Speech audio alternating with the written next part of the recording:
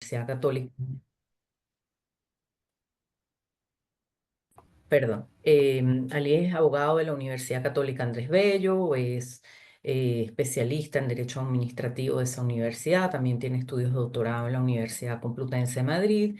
Recientemente publicó un libro, tienen las coordenadas en nuestra página, en el Rincón de Ali, sobre libertad de asociación, que pueden adquirir por un muy módico precio en Amazon.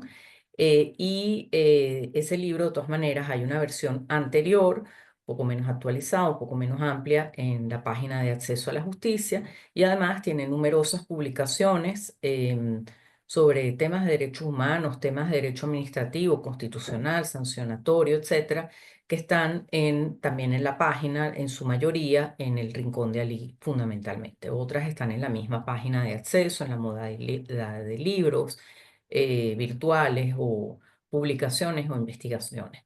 Bueno, muchísimas gracias a todos por estar aquí. Vamos a darle inicio a esta presentación. Buenos días, bueno, muchas gracias por participar de este evento. Y bueno, yo de una vez paso, antes de empezar con la presentación, quisiera invocar aquí al poeta Rafael Cadenas y decirle que tiene razón, florecemos en el abismo. Y creo que a pesar de todas las dificultades, la sociedad civil está luchando y va a seguirlo haciendo. Y creo que lo que Acceso a la Justicia ha demostrado con el informe sobre las medidas cautelares y con este sobre el habeas corpus pone de manifiesto la intención de seguir analizando, aportando y dando a conocer la realidad de la justicia en Venezuela. Muy a pesar de todas las acciones que se están haciendo para debilitar a la sociedad civil venezolana. Entonces, por eso es que tengo esta franela en homenaje a Poeta Cadena, a quien le deseamos una muy larga vida, más de la que ya la tiene, y agradeciéndole por sus versos. Vamos entonces con la presentación. Eh, este estudio es un estudio que se ve en la presentación. Sí, sí se ve. Perfecto, gracias.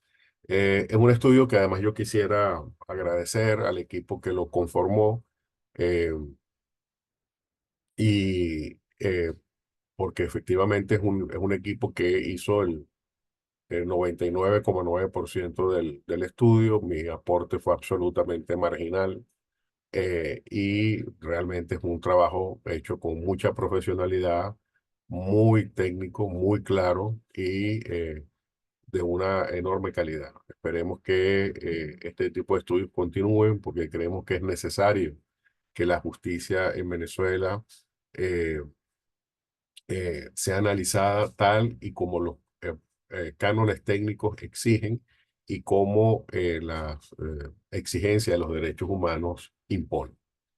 Entonces, ¿por qué se habla de tutela judicial e independencia judicial? Porque para nosotros, si el habeas corpus, que es una figura clave, esencial, básica del derecho en cualquier sistema de justicia, no es respetado, a partir de ahí es muy difícil hablar de Estado de Derecho, ¿no? Estamos hablando de una figura, y esto lo digo para si hay alguna que no, una persona que no sea abogado entre quienes nos escuchan.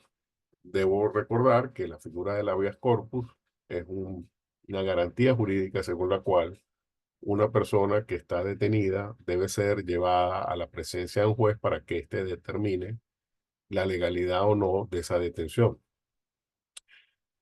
Por vía derivada, se le ha agregado a ese supuesto el de los casos en donde la persona puede estar también desaparecida y se sospecha que está en manos de cuerpos de seguridad del Estado. Entonces, en ese sentido, la normativa incluye también los elementos que permitan al juez poder actuar en casos de desaparición. Y finalmente está el tema de las amenazas a la seguridad personal, es decir, cuando una persona eh, considera que está en riesgo su libertad personal, porque estima que algunas acciones de funcionarios podrían privarla de la misma de manera ilegítima. Aquí en el estudio veremos que hay un caso de eso, que ya veremos cuál es el contenido, donde efectivamente una persona dice, yo estoy siendo amenazada en mi libertad personal y pido que me amparen en este sentido. Entonces, la idea es esta, que el habeas corpus lo que busca es examinar la legalidad de una detención, determinar si una persona está desaparecida o no, y finalmente el protegerla en caso de que haya alguna amenaza a su libertad personal. En el caso de la desaparición forzosa, eh, sí debo adelantar que aunque efectivamente está contemplada este supuesto en la ley, consideramos que está apenas regulado, que está, debería, proponemos que haya una acción de lege ferenda, es decir, de modificación de la ley, porque en Venezuela al juez no hay que darle demasiado margen de maniobra, en el sentido de que al juez hay que guiarlo, ¿no? Así como en la Revolución Francesa, la Revolución sospechaba de los jueces. La Revolución Francesa, como saben, no tenía buena opinión de los jueces. Y por eso, la Revolución, como dice, como yo no confío en los jueces, yo les exijo que motiven sus sentencias para ver si efectivamente se están adecuando a las leyes que está dictando eh, en aquel caso la Asamblea Nacional Francesa. Eh, y desde esa desconfianza estableció lo que ahora es una regla, y es que todas las sentencias tienen que estar motivadas. En Venezuela hay que tener una actitud análoga en el sentido de que si no se le dice muy claramente al juez qué es lo que tiene que hacer, lamentablemente, lo que ocurre es que el juez hace demasiado poco o casi nada. Entonces, en los casos de desaparición forzada, debería haber en la ley que regule la materia una determinación mucho más clara de qué es lo que debe hacer un juez para cumplir con su obligación en los casos de denuncias de desaparición forzada. Por ejemplo, que se obliga al juez que inmediatamente oficie a los cuerpos de seguridad del Estado a que digan si tienen o no a la persona, y que en el caso de que alguno no responda se imponga algún tipo de sanción penal por ello. Nada de lo cual estos dos supuestos que a mí me parecen básicos y elementales no están incluidos en la ley. Entonces lo digo para que se vea todo lo que hay que hacer todavía en materia de habeas corpus en caso de desaparición forzada y que no está lo suficientemente regulado como debería ser. Eh, Vamos ya al ámbito del estudio. El estudio comprende el periodo de 3 años, de enero del año 2021 a diciembre del año 2023.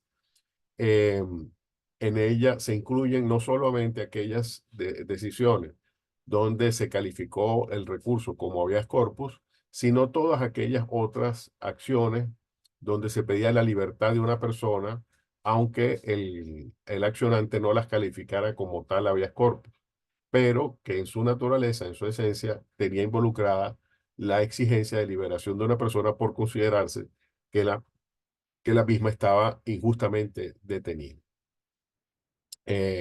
¿Por qué la Sala Constitucional? De hecho, lo digo por si alguien que no vive en Venezuela ve esta exposición, me dirá, bueno, ¿por qué la Sala Constitucional cuando justamente no necesariamente es la más representativa de los casos que un tribunal de instancia van a llegar, ¿no? Y la respuesta, lo voy a decir muy a lo venezolano, es que es lo que hay. Es decir, desde el año 2017 en Venezuela, los tribunales de instancia no publican sus decisiones.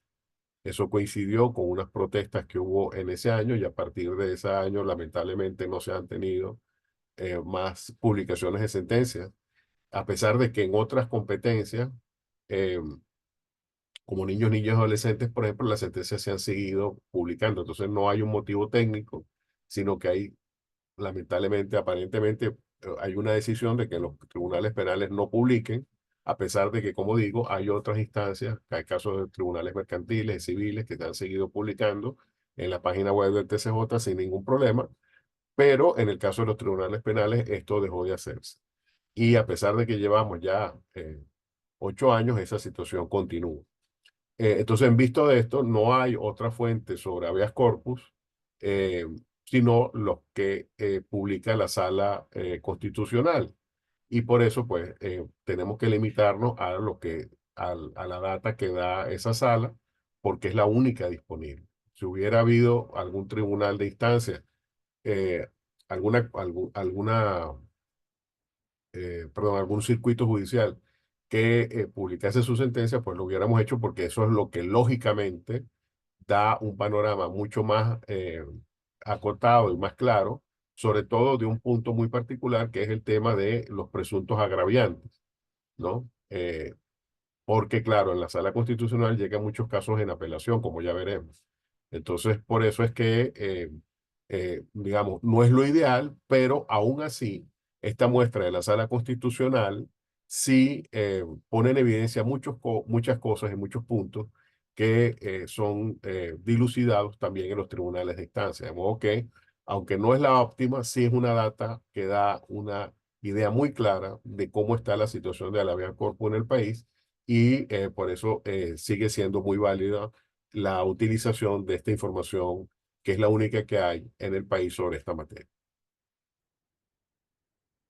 Luego, ¿cuáles son las decisiones? Bueno, aquí no voy a leer todo esto, simplemente esto es para los efectos técnicos de que se vea cuáles son las decisiones que fueron objeto de análisis. Como digo, no solamente hubo estas decisiones donde se calificó la acción como de habeas corpus, sino también otras como los amparos, perdón, como las acciones de amparo contra sentencia, las apelaciones de una eh, sentencia de primera instancia donde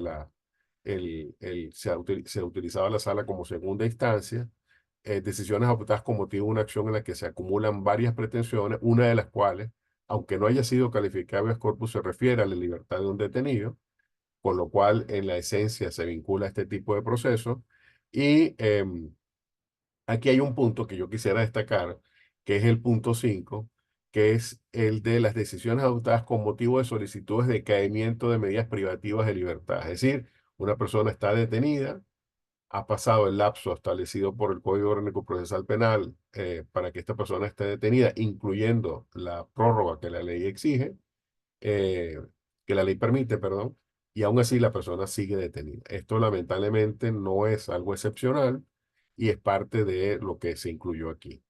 Porque claro, si la ley dice usted puede estar como máximo 3 años detenido y tiene 4, tiene 5, pues evidentemente la acción de habeas corpus es la que para nosotros es la aplicable. Y por supuesto están las decisiones de evocamiento donde se pide que la sala conozca para decidir sobre la libertad de un detenido que se considera que está detenido de manera arbitraria. Y también ha habido casos de detenciones en flagrancia porque el procedimiento se considera que no ha sido el correcto y por tanto hay una detención también calificada como arbitraria. Bueno, vamos entonces a los números. Eh, Como ven, hay 207 sentencias. Esto es un número que a mí me parece muy bien en el sentido de que eh,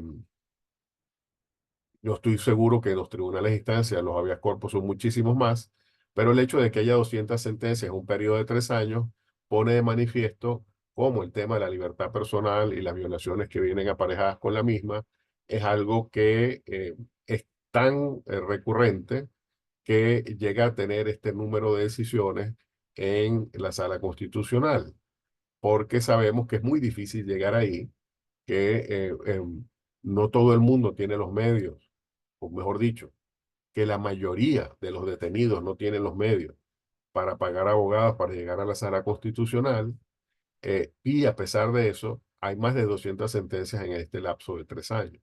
De modo que para mí ya el hecho de que haya 200 sentencias pone de manifiesto cómo los problemas derivados de la detención de personas en Venezuela generan esta cantidad de acciones que involucran las solicitudes de libertad de una persona detenida. Como ven, si lo vemos por año, el número de casos fue aumentando de manera casi exponencial. De 31 en el año 2021, se pasó a 60 en el año 2022 y prácticamente se duplica ese número de decisiones en el año 2023, llegando a 116. Entonces, esto es interesante y quizás, sobre todo en el primer caso, saliendo como se estaba de la pandemia, tendría algo que ver con ello, ¿no?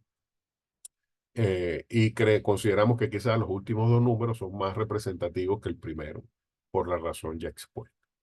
De esas decisiones, de esas solicitudes de habeas corpus, la Sala Constitucional conoció de 43 en primera instancia y en 164, que corresponden al 79%, lo hicieron en segunda instancia. Esto es lógico por las reglas de competencia que tiene la sala, donde lo lógico, digamos, lo esperado era este resultado, es decir, que la sala no conociera en primera instancia en la mayoría de los casos, sino que lo hiciera como segunda instancia.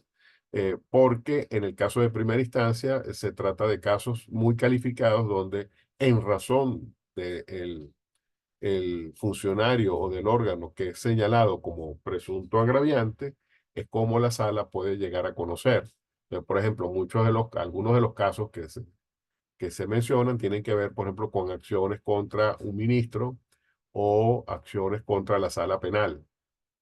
Entonces, en esos casos, es cuando se señala agraviante y en razón de ello se considera que la sala sería la competente para conocer. Y por supuesto, esa no es la regla en la generalidad.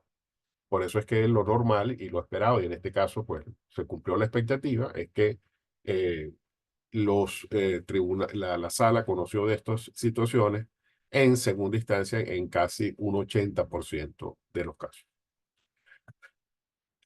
Vamos entonces con qué información se dio sobre las razones por las cuales se solicita el habeas corpus. Bueno, como ven, es abrumador.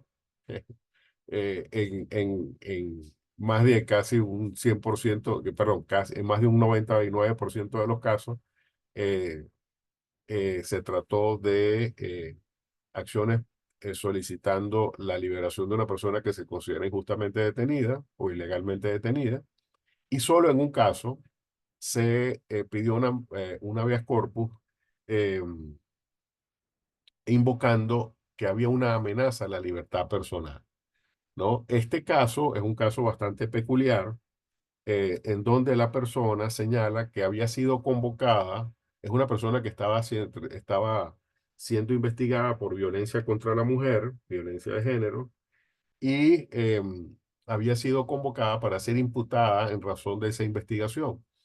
Y entonces recurrió a la Sala Constitucional pidiendo ser amparada en virtud de que consideraba que esa investigación ponía en riesgo su libertad personal. Sin embargo, de acuerdo al criterio de la sala, el escrito estaba redactado de una forma tan confusa que consideró que no estaba clara que exactamente qué era lo que se pretendía y por tanto fue rechazada esa solicitud. Sin embargo, pues hay que señalar que al menos hubo un caso de solicitud de protección a la sala por amenazas a la libertad personal en este supuesto, que como digo es bastante peculiar. El resto siguió la regla de vinculaciones a las detenciones. Luego, en el gráfico 3, que se está expresando aquí, se ve cuáles fueron las decisiones que se tomaron en los 207 casos, ¿no? Digamos, ¿qué fue lo que dijo la sala? En realidad, podríamos hacer dos columnas aquí, ¿no? Concedido y no concedido. Y sería más claro, ¿no? Pero sí es bueno ver las razones por las cuales se rechazó la solicitud, porque al final hubo un solo caso, que ya también veremos, donde se otorgó el habeas corpus. Un caso de 207 casos. Eso implica el 0,48% de la muestra, que por cierto, ese es el porcentaje también que representa el de la amenaza a la libertad. 0,48%, es decir, en menos del 1% de los casos, la sala se pronuncia a favor de una solicitud de habeas corpus. Esto es bastante significativo, pero aquí yo quisiera centrar la atención, porque ya veremos ese caso, y por qué ese caso, aunque fue un caso a favor del solicitante, en realidad fue otro acto de injusticia, como ya veremos. De modo que si vamos al fondo del asunto, podríamos decir que ese 0,48 en realidad es igual a cero, por las razones que ya explicaré. Pero en todo caso, sí quisiera que viéramos las razones por las cuales, eh, de alguna manera, se rechaza la solicitud. Como ven, de 207 casos, en 118 fueron rechazados, es decir, en más de la mitad, pero hay otras razones, eh, que es pedir el expediente, el declararse incompetente, el ordenar que se corrija la solicitud y el pedir información. Entonces, aquí vemos cómo hay varias maneras por las cuales la sala decide este tipo de situaciones que no necesariamente implican el declarar sin lugar, pero que tampoco eh, dan una respuesta clara sobre qué es lo que se decidió ahí. Y ahí aquí yo quisiera destacar el hecho de que todo esto que está aquí, esta sentencia por la cual, por ejemplo, se solicitó información, son instrumentos que se consideran sentencia y se computan en las estadísticas del Tribunal Supremo como tales sentencias y después se muestran como un éxito de la justicia en Venezuela. Es decir, se dicen, se dictaron tantas miles de sentencias como que si tener miles de sentencias sea en sí mismo un indicador de justicia, cuando en realidad debería hacerse una eh, distinción entre sentencias que ponen fin a un procedimiento y se pronuncian sobre el fondo del asunto y sentencias de mero trámite. Como ven, estas de solicitar información o corregir la solicitud no son sentencias en el sentido estricto del término, sino que son simplemente decisiones de mero trámite, que no ponen fin al asunto y que, sin embargo, tienen una incidencia en esta situación. Entonces, ha habido casos donde, por ejemplo, por ejemplo, un caso contra el Ministerio de Asuntos Penitenciarios, donde antes de la decisión final hubo 3 decisiones previas, pero a los efectos de las estadísticas del tribunal hubo 4 sentencias. Entonces, eso no tiene sentido, porque a los efectos prácticos, la única es la que terminó con el procedimiento. Entonces, como ven, vemos que en esta abanico de posibilidades que tiene en la sala constitucional, eh, el efecto es el mismo. No se otorga la solicitud, pero lo que se hace es tener un abanico de posibilidades para no conceder. Luego tenemos esto que es cuáles son los agraviantes. Entonces, como ven, por las razones que ya hemos expuesto, en la mayoría de los casos, el agraviante es las cortes de apelaciones o un juez. Y esto tiene una razón de ser que ya lo explicamos, es decir, la sala actúa en la mayoría de los casos como tribunal de instancia, perdón, como tribunal de segunda instancia. Entonces, por eso es que cuando se dice estoy en desacuerdo con una decisión de la Corte de Apelaciones, obviamente, o con la decisión de un tribunal y voy a la Corte de Apelaciones en habeas corpus, obviamente cuando estoy diciendo que el juez es el responsable, pues por eso es que la mayoría de los casos se señala al agraviante a un juez o a la Corte de Apelación. Y los demás, aunque son casos minoritarios, sí muestran el abanico que yo creo que sí es representativo de lo que ocurre en los tribunales de instancia. Es decir, de cómo en los tribunales de instancia se denuncian a los cuerpos de seguridad que están ahí señalados. eh, lo que seguramente variará es el número de casos y el porcentaje dependiendo de la zona, porque, por ejemplo, hay casos donde hay cuerpos de seguridad que no tienen presencia en todos los estados.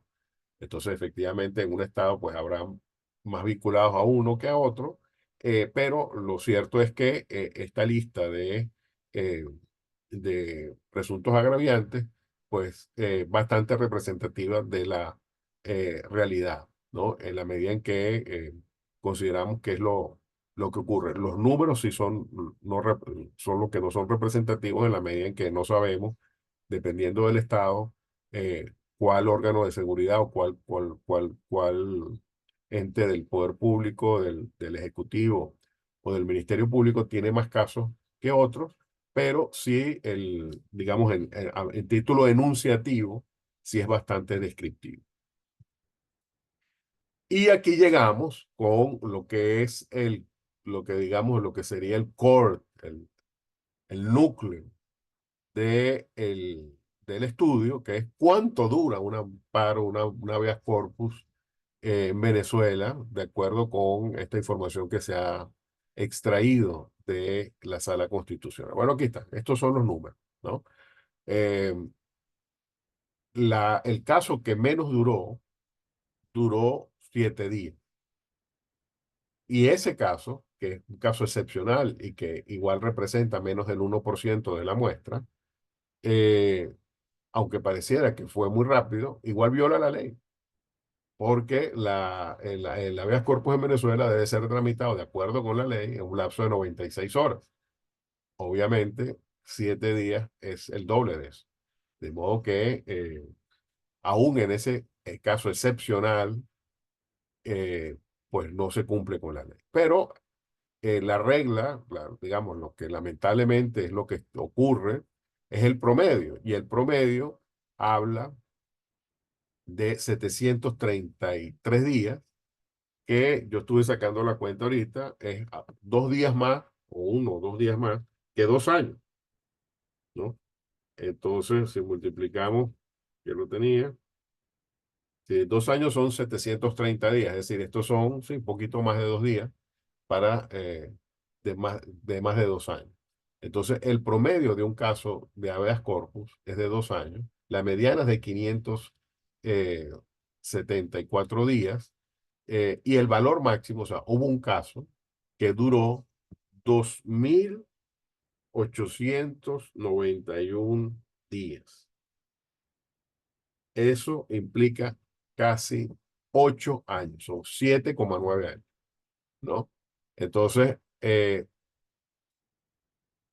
parece insólito que un habeas corpus dure más de 7 años. Es increíble, pero todavía es mucho más increíble que el promedio sean 2 años. Y además, si sumamos ahí, si hablamos de años, del término años en plural, ¿no? Los casos que duran de 2 años en adelante, eso si suman ahí los 16, los 36, los 35 casos que van de 2 años hacia arriba, eso da un total de 87 casos. Eso da un total de 42% de la muestra. Es decir, que más del 40% de la muestra dure más de 2 años, es algo que ya debe llevar a una conclusión evidente sobre la falta de tutela judicial efectiva. Es decir, algo que, de acuerdo con la ley habla de horas que ni siquiera llegan a una semana, y que la realidad de esa ley sea que el 40% de los casos se hable de años para poder tomar una decisión, eh, es efectivamente una muestra de cómo en Venezuela el habeas corpus no se cumple. Y no sirve, sobre todo lo más importante, no sirve como instrumento de garantía de la libertad personal. Y el otro caso, que es el más del 50% de la muestra, es los casos que van de 1 mes a 1 año, que representan la mitad. Eh, entonces aquí hablamos de que en el caso del habeas corpus, debe haber hay dos razones de privilegio, hay dos razones de preferencia, es decir, de acuerdo con la ley, debería dársele preferencia a esta acción por dos razones, no por una, sino por dos. Primero, porque se trata de una acción de amparo que tiene por expresa disposición legal eh, em, debería tener una atención preferente. Y en segundo término, porque hay detenidos de por medio. Entonces, que también es un principio que el COPE estableció, que cuando hay un detenido debe dársele preferencia a las acciones donde haya involucrado detenido. Entonces, por esas dos razones, debería haber una actividad preferente de la Sala Constitucional, pero ya vemos en cómo la Sala ha interpretado esto. Y lo digo porque conocemos casos, todos los hemos visto, donde la Sala sí ha actuado.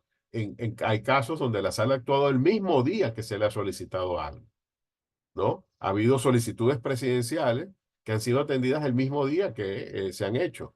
o incluso casos donde se ha atendido al día siguiente. Entonces, no es verdad que la sala no ha actuado nunca de manera rápida. Lo único es que sí lo ha hecho solo cuando ha habido una solicitud de un poder público. Pero en el caso de particulares, la situación es completamente distinta. Y en el caso de detenidos, mucho peor. Entonces, lo digo que para nosotros este gráfico es la realidad del sistema de justicia cuando se trata de acciones preferentes que la ley exige que sean tratadas de manera privilegiada por los intereses involucrados, por los derechos involucrados, y ya vemos en qué se traduce esa acción preferente que la ley exige. Voy ahora con el caso del habeas corpus concedido, eh, que es un caso trágico, un caso lamentable, porque cuando o sea, uno se contenta con eso, bueno, por lo menos hubo un amparo, un habeas corpus que fue atendido y que fue declarado con lugar. Pero cuando uno lee el contenido de la decisión, dice, bueno, no estoy ya tan seguro que esto sea así. Y lo demuestra el hecho de que en esta decisión, que es la sentencia 2089, el 21 de diciembre, o sea, si se fijan, fue casi terminando el lapso de estudio del, del informe, ¿no? No, es decir, eh, eh, por lo menos en esos 3 años se logró que esa situación ocurriera. Pero al final se trata de otra muestra de ineficiencia porque eh, primero la sala tardó 6 años en decidir, 6 años en decidir. O sea, dense cuenta que hablamos de que el promedio eran 2. Esto triplicó el promedio, ¿no? Ojo, no es el más largo, porque como ya vieron, hubo uno que casi duró 8 años, pero este está muy cerca. Y además yo quisiera señalar que, bueno, ahí está la fecha que se interpuso, que fue el 10 de julio del año 2017, y la decisión ocurrió el 21 de diciembre del año 2023. Y aquí se trataba además de un caso de una persona que había sido detenida en razón de una imputación por homicidio y que ya para el momento en que la persona y el abogado interpuso eh, el habeas corpus ya estaba detenida. Y aquí viene el tema, la persona estaba detenida desde el año 2010. Es decir, que para el año 2017, en la que se interpuso el habeas corpus, esta persona ya tenía 7 años detenida. Recordemos que de acuerdo con el COP, una persona no puede estar detenida más de 3 años. Esta persona ya tenía el doble eh, sin una condena judicial, y a pesar de eso, el Tribunal Supremo, la Sala Constitucional, no decidió ese habeas corpus, sino 6 años después, ¿no? Es decir, esta persona eh, estuvo detenida por más de 13 años, y yo creo que a partir de aquí hablar de que el que se haya concedido el habeas corpus luego de 6 años y luego de 13 años de que la persona estuviera detenida, difícilmente puede ser calificada como un acto de justicia, ¿no? Y además yo quisiera recalcar el hecho de que si la persona, pues, supongamos que la persona termina siendo condenada, bueno, por homicidio simple son 14 años, ya estuvo presa 14. Y si fue declarada inocente, la pregunta es, ¿el Estado venezolano va a indemnizar a esta persona por esos 13 años de prisión? Sí. Y ojo, y no sabemos si esta persona fue liberada. Sabemos que se dio la orden, pero como es de público conocimiento, esas órdenes de liberación no ocurren de manera inmediata. Entonces, eh, y ahí habría que ver si efectivamente esta orden se ejecutó y cuándo, para ver si efectivamente la persona estuvo más tiempo detenida todavía. Entonces, como ven, pues ojalá, y lo hubiese deseado de todo corazón, que pudiéramos decir, bueno, hubo un caso de éxito, hubo un caso donde se actuó rápido y diligentemente, hubo un caso donde una persona le fue otorgada su libertad a los días de ser interpuesta el recurso de habeas corpus, pero lamentablemente no puedo decir. ¿Por qué? Bueno, porque decir que una persona está detenida 6 años más porque el habeas corpus no está siendo procesado por la Sala Constitucional, pues lamentablemente es algo que me niego a calificar como una actividad en respeto a la tutela judicial efectiva. Luego, yo quisiera también comentar algún otro caso eh, donde se muestra, o sea, en la parte cualitativa del estudio, se analizan varias decisiones que ponen en evidencia casos que podrían considerar emblemáticos de un tema en general de este punto, ¿no? Y yo quisiera aquí, por ejemplo, señalar casos como el de la sentencia número 107 del 2 de junio del año 2022, una sentencia que ocurrió luego de 3 años de interpuesta la acción y se trata de un amparo contra la sentencia dictada en enero del año 2019 por una Corte de Apelaciones mediante la cual se declaró sin lugar el recurso de apelación contra una sentencia de un juzgado de primera instancia que a su vez había declarado sin lugar la solicitud de decaimiento de las medidas de coerción personal. Es decir, había un juicio y la persona continuaba detenida. Entonces, en este caso, eh, la sala se declaró competente para conocer, admitió la acción, declaró el trámite de mero derecho, anuló la sentencia y ordenó, entonces aquí viene un elemento, que la Corte de Apelaciones dictara una nueva decisión. Entonces, hay casos donde la sala pone en evidencia que la detención es arbitraria, que la actuación del tribunal de instancia fue incorrecta, y a pesar de que podía la sala, perdón, ordenar la liberación de la persona, no lo hace, sino que remite a un tribunal para que éste sea el que se pronuncie. Entonces, volvemos a lo mismo. Si estamos hablando de una acción de urgencia, de una acción donde hay manifiestas violaciones a la libertad personal, ¿por qué la sala no dicta ella directamente la medida y libera a la persona, sino que hace que los procesos se tarden más y ordena que sea un tribunal el que vuelva a pronunciarse, con el riesgo además de que el tribunal pueda o no, por más que la sala le dé órdenes o lo establezca cuáles son los criterios, pues siempre se corre el riesgo de que los tribunales decidan otra cosa? Entonces, no es garantía de que la persona vaya a quedar en libertad por la decisión del tribunal de instancia. Entonces lo digo porque esto es bastante recurrente en las sentencias que ponen de manifiesto graves violaciones al proceso, graves violaciones a la libertad personal, pero la sala no ordena de una vez la libertad de la persona, sino que pide que se dicte una nueva sentencia. Luego tenemos el caso de la sentencia número 295 del 7 de julio. Dice, la sala conoce en apelación de una acción de amparo constitucional ejercida ante la Corte de Apelaciones con motivo de una omisión de pronunciamiento por parte del Tribunal de Primera Instancia respecto al decaimiento de la medida privativa de libertad. El decaimiento de la medida se solicita porque la persona ha permanecido 6 años detenida sin que se la haya enjuiciado por dilaciones debidas al diferimiento de los juicios. Entonces, en este supuesto, eh, dice la sala, esta persona que está detenida luego por 6 años, la acción fue declarada inadmisible, así como la apelación que declaró la sala constitucional por señalar que fue extemporánea, negándose la tutela judicial efectiva en ese caso.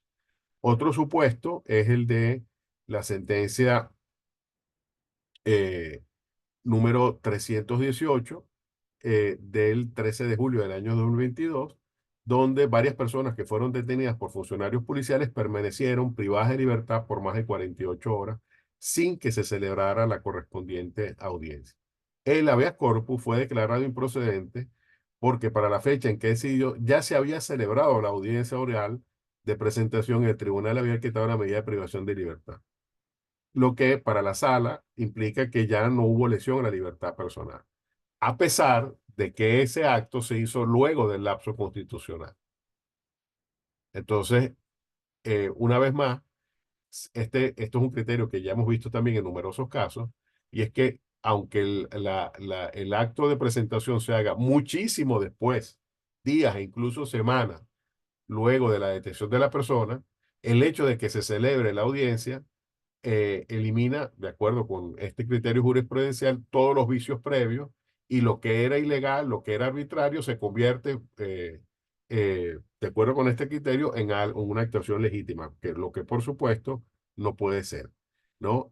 Para nosotros, dice que esto no tiene sentido porque de acuerdo con lo que dice la propia sentencia, transcurrieron 12 días para que se realizara la audiencia de presentación. Entonces, esto por supuesto no puede calificarse como que no hubo, no pasó nada y que hay una especie de capacidad saneadora de la audiencia de presentación porque se hizo 12 días después de la detención. Y además de eso hay que agregar el hecho de que la sala tardó 3 años en decidir el propio habeas corpus. Entonces, lamentablemente, este es un caso que pone en evidencia la realidad de cómo se maneja las privaciones de libertad en Venezuela y el lapso de 48 horas que establece la Constitución para la presentación de un detenido ante un juez.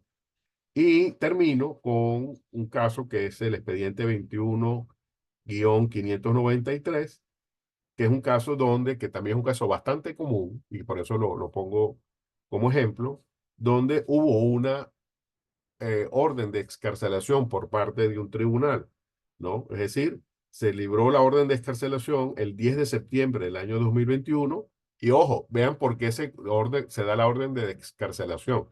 La orden de excarcelación se da porque cumplió la pena, ¿ok? Cumplió la pena, la persona cumplió la pena. Entonces, a partir de ahí, lo que tenía que proceder era el cumplimiento de la orden judicial, eh, pero lamentablemente para el 13 de octubre, es decir, ya más de un mes, no había ocurrido la excarcelación y se interpuso en esa fecha el habeas corpus. Y cuando se decidió el habeas corpus, como digo, ingresó a la sala constitucional el 13 de octubre del año 2021 y se decidió el 17 de julio del año 2023 en un caso de una persona que había cumplido su pena.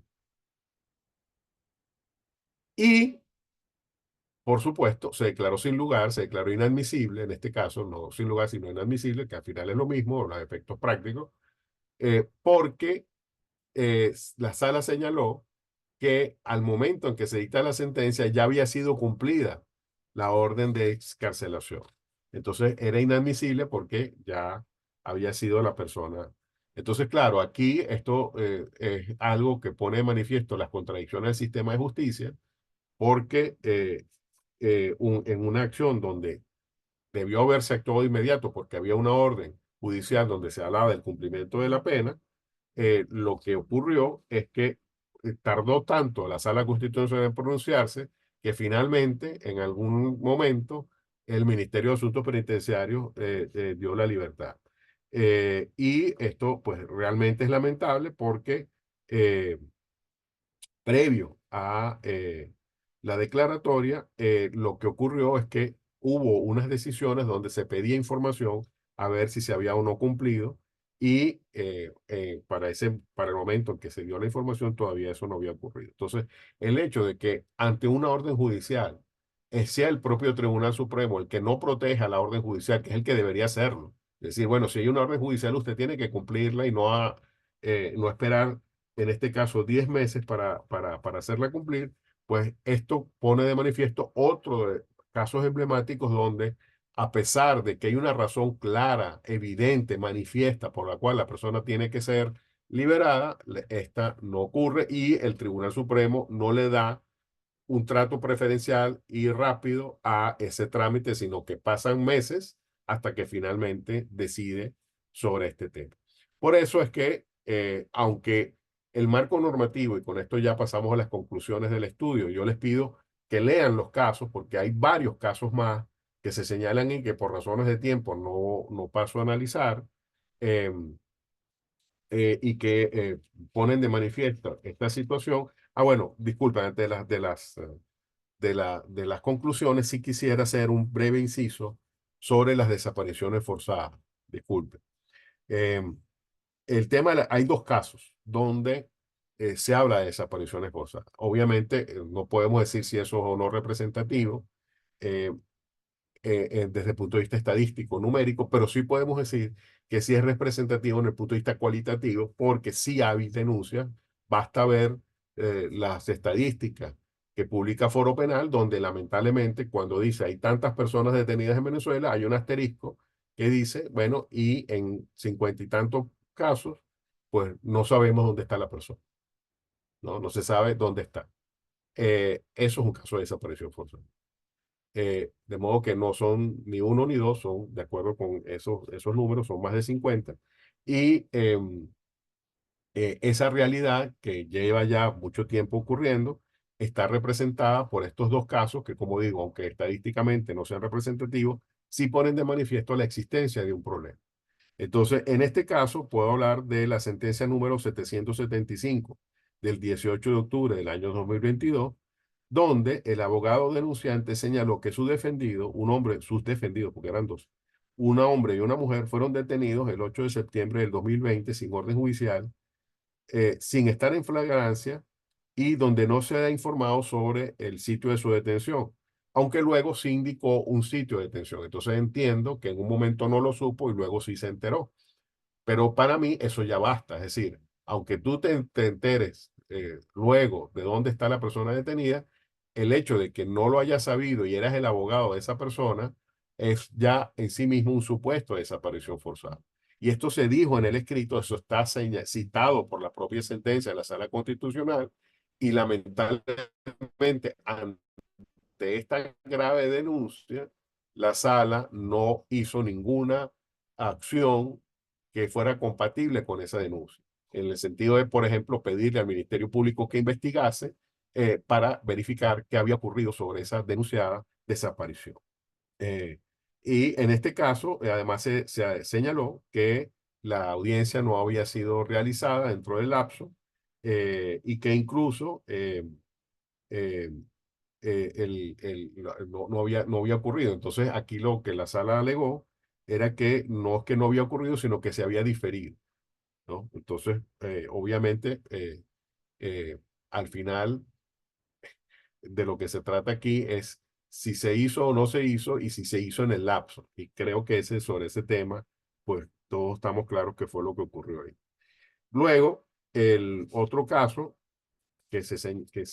donde se aludió a la desaparición forzada, el, es es bastante más claro que el anterior, porque aquí sí el abogado dijo lo siguiente, no voy a mencionar nombres, dice, se cometió, lo dice el abogado y está citado en la decisión de la Sala Constitucional, dice, se cometió el delito de desaparición forzada, por cuanto, no voy a mencionar el órgano de seguridad, no informó que tenía detenido al señor tal de una manera clandestina y totalmente violatoria de la Constitución y leyes de la República Bolivariana de Venezuela.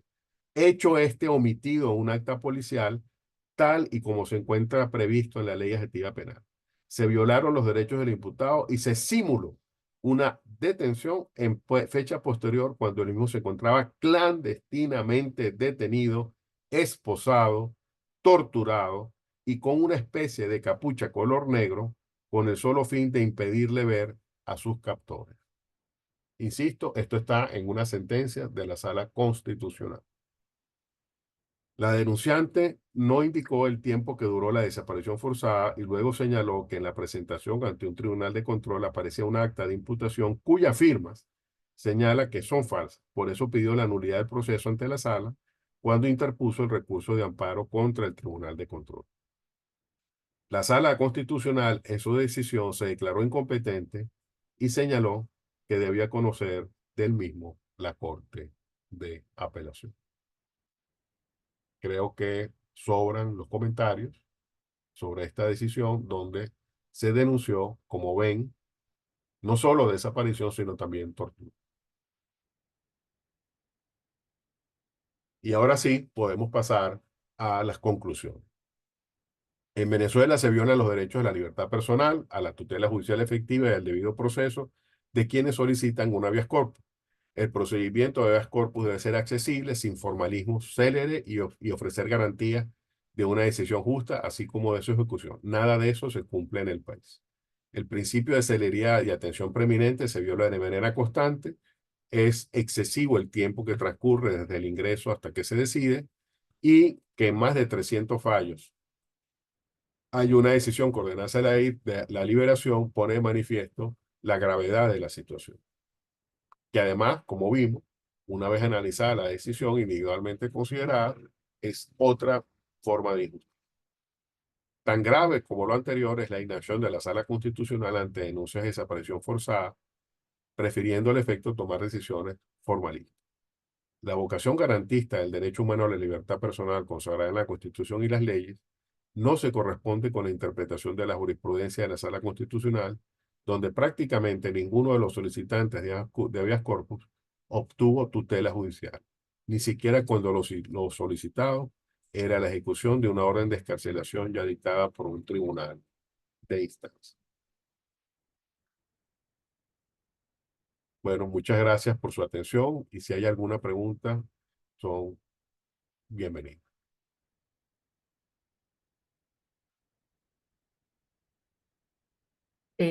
Sí, muchas gracias.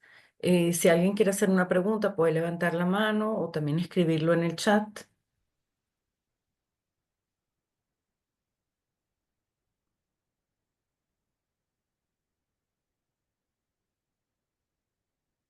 Sí, Luis Carlos, puedes tomar la palabra. Hola, buen día, un abrazo grande y bueno, todo mi cariño, gracias por el trabajo que hacen.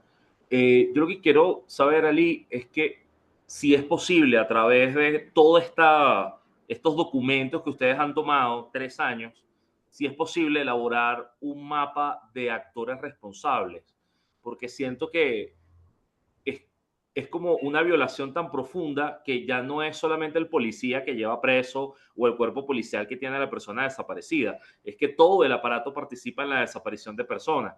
Y entonces, claro, mi duda es si esto en algún momento, vamos, una factura que se puede sacar, es un documento que se puede decir, pero digo en términos de nombres, de ver quiénes son como los que tienen más casos a su cargo, de manera que la historia o en algún momento puede haber algún tipo de justicia sobre estas personas que son parte de ese aparato. Sí, muchas gracias, Luis Carlos. Sí, efectivamente, como dije, dado las reglas atributivas de competencia, la Sala Constitucional conoce en primera instancia de muy pocos casos. Y ahí es donde nos hubiésemos enterado de los que son realmente los perpetradores de las desapariciones forzadas, de las amenazas a la libertad personal o de las detenciones arbitrarias.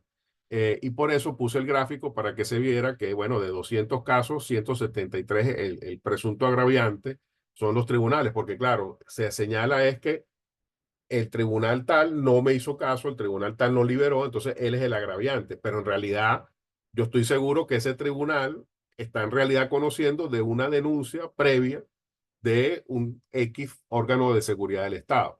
Entonces ahí, lamentablemente, pues no podemos señalar con claridad cuál es el perpetrador, pero a los efectos de la responsabilidad del Estado, los tribunales son, o sea, con esto lo quiero decir es, bueno, entonces los tribunales no tienen responsabilidad. Ojo con esto, no.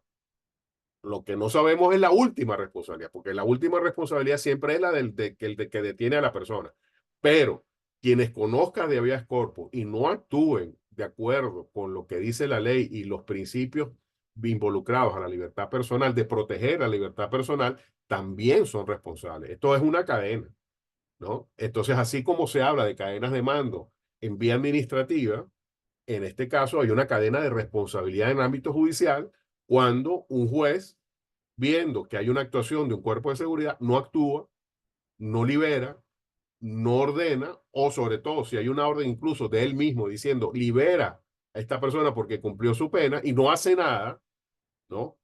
Ahí debería haber una responsabilidad, porque es un desacato. Y recordemos aquí que hubo una Asamblea Nacional a la cual se persiguió de manera inmisericordia por haber cometido un desacato, pero aquí vemos que hay desacatos constantes de orden de liberación por parte de tribunales y no se hace nada. Entonces, con esto lo que quiero decir es que esto es otra perspectiva de responsabilidad diferente a la de primer grado, que es la del que detiene arbitrariamente en primer lugar a la persona.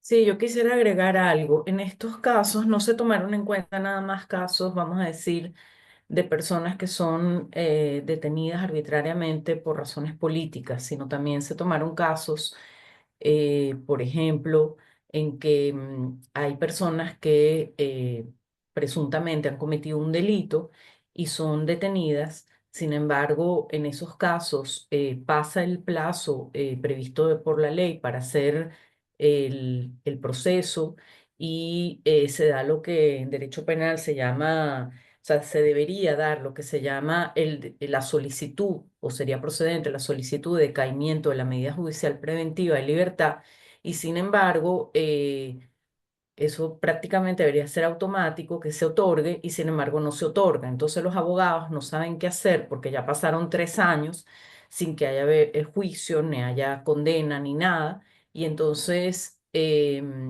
intentan una vía corpus. En esos casos la ley lo que dice es que esas personas deberían de ser juzgadas en libertad, independientemente de que es una libertad condicional. Sin embargo, en la práctica eso no se da. Entonces ahí ves la responsabilidad del Poder Judicial o la irresponsabilidad, como la llamemos, en que justamente es lento y, bueno, no está funcionando ni siquiera para casos de este tipo, ¿no? Entonces, habría efectivamente que hacer una distinción entre unos casos y otros y analizar bien. Pero seguimos viendo que el Poder Judicial justamente no está funcionando ni para el ciudadano común y no cumple con su rol y además se ha vuelto el mismo alguien que no protege, no se distorsiona lo que hace, ¿no? Luego, en los casos, normalmente se citan las personas que cometieron, vamos a decir, se habla de los órganos y normalmente puede ser que se citen a las personas concretas, sobre todo si son jueces o fiscales, que vemos que eso es recurrente porque ya ha llegado un momento, hay una tal desesperación de que el sistema de justicia no responde, que justamente en estos juicios que van ante la sala constitucional, que pueden ser por apelación o pueden ser directamente por algún tipo de amparo, entonces allí evidentemente hay toda una cadena de violaciones del propio sistema de justicia que no actúa, entonces, o que no responde. Entonces ahí también efectivamente se pudiera sacar esa lista de perpetradores tal como tú dices. Pero igual habría que estudiarlo bien, pero pienso que sí se puede hacer.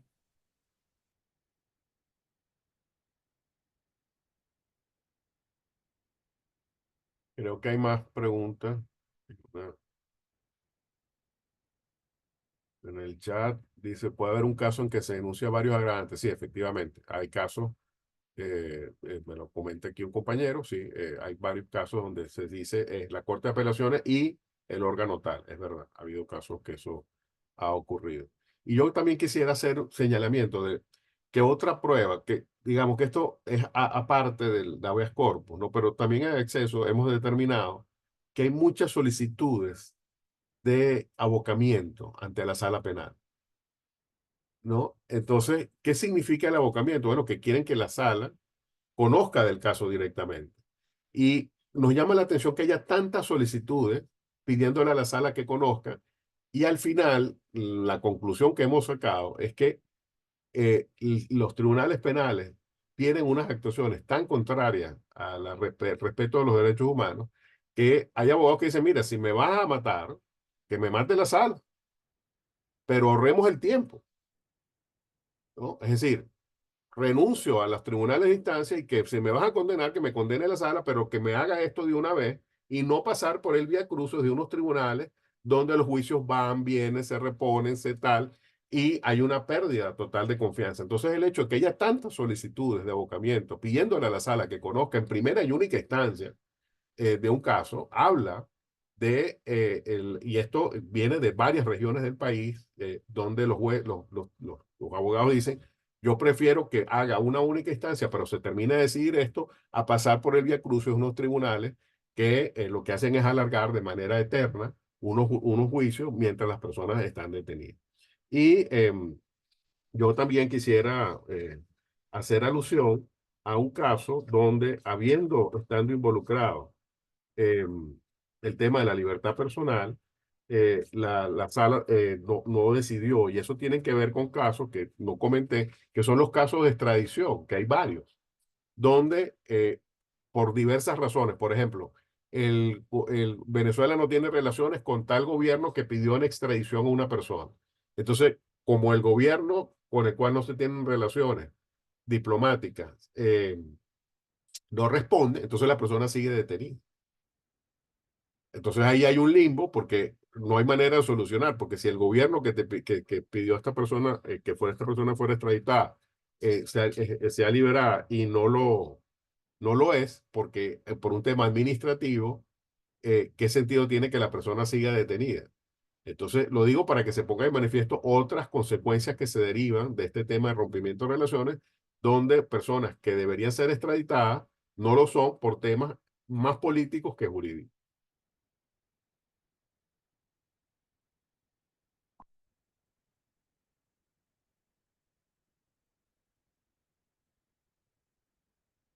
No sé si hay alguna...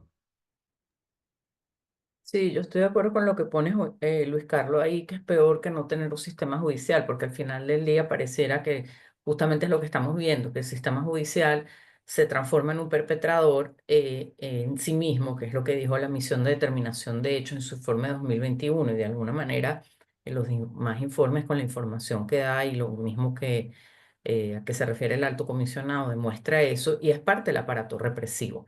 Entonces, efectivamente, bueno, por eso es que hay tan pocos casos, porque a pesar de todo, si vemos las estadísticas, el número de solicitudes año por año van disminuyendo, pero también cuando estás en un nivel tal de desesperación, dices, bueno, déjame intentar, porque tengo que hacerlo, tengo que intentarlo, independientemente que la respuesta va a ser negativa, ¿no? Y yo creo que también esos casos de abocamiento, sospecho, obviamente no tenemos la prueba, pero puede haber algo de algún acuerdo ahí, algo, bueno, mira, me está pasando esto en los tribunales, ya yo no sé qué hacer, se van al Tribunal Supremo y llegan a algún tipo de acuerdo para que conozcan ese tipo de casos y piden por eso un abocamiento. No lo sé, pero la verdad que no tenemos pero sospecho porque a veces sí, con base en las solicitudes, pues se pone orden. Hemos visto también casos positivos en ese sentido, ¿no? Pero bueno, que debería ser algo que ocurriría, debería ocurrir de manera normal, no por una solicitud especial, por un medio especial, y quién sabe qué hay detrás de eso a su vez. Pero es todo el sistema que justamente no funciona y crea estos incentivos perversos y estas situaciones tan absurdas que ya, bueno, la gente no sabe qué hacer.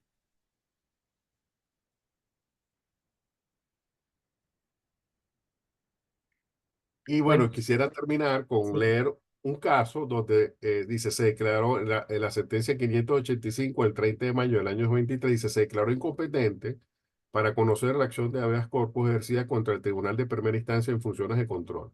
En este caso, la competencia correspondía a la Corte de Apelaciones. Sin embargo, no declinó la competencia porque de la revisión de las actas advirtió que habían transcurrido 6 meses sin que hubiese diligencias de la parte actora. Y aquí voy a leer lo que dijo la sala. O sea, recordemos que en estos casos hay una persona detenida, ¿no? Que al final es a lo que se limita todo esto. Hay una persona detenida. Y la sala dijo ahí, los derechos denunciados como quebrantados en el presente caso solo tienen incidencia en las esferas particulares de los quejosos, sin que de alguna manera afecte el orden público, las buenas costumbres o una parte de la colectividad. Se advierte que esta situación debe interpretarse como la pérdida del interés de la misma. Está en una sentencia del Tribunal Supremo.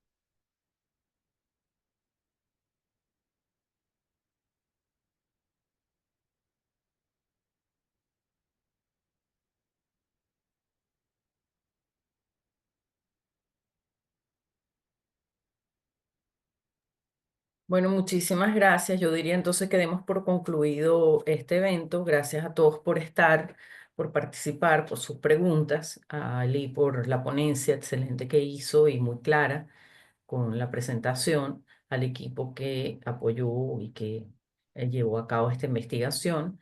Que tengan un buen día, perdón, un buen mediodía. Y bueno, esperemos vernos pronto. El próximo martes tenemos la presentación de nuestro informe anual, por cierto. Creo que es a las 10 de la mañana también. Si no me equivoco, igual mandaremos la información para que se registren y para que participen en él. Muchas gracias y bueno, nos vemos entonces pronto.